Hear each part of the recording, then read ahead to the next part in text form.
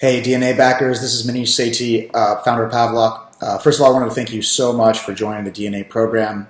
I know many of you are some of our earliest supporters, and I wanted to give you a quick update on what we're doing with the product and where everything stands. So about 22 people have received the DNA Pavlok 2 module. We think the best course of action here is to start this afresh, rather than trying to fix all these units and trying to force everybody to get the product as soon as possible.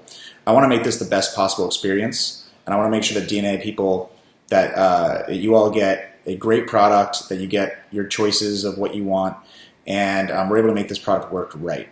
So let me give you a quick status update on the Pavlok 2. Basically, we've been hard at work trying to develop the firmware to get Pavlok 2 to become as good and then better than Pavlok 1.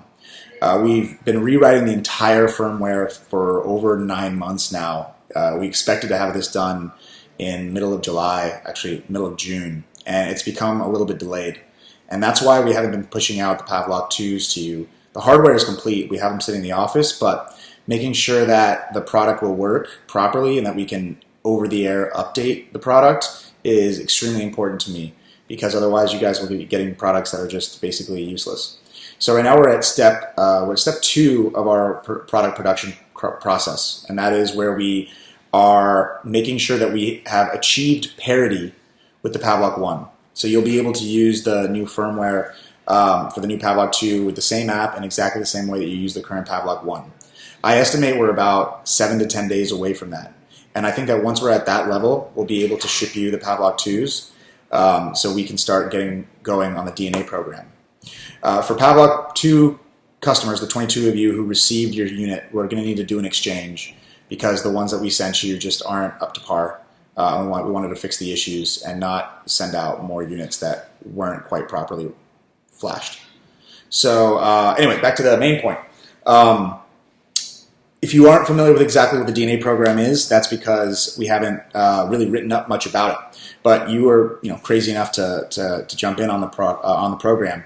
So what we're doing is we've created a whole new module screen, like an app store for apps within the app. I'll kind of show you what it looks like here on my phone. So we have a bunch of different modules that users can choose from. So here you can see a few modules. If the color changes, there you go. So like now we put sleep into a section, we put the intro course into a section, and we'll be adding a module specifically for you that's called the DNA module. And the DNA module is sort of like it's the module that allows you to become part of the DNA of Pavlok 2.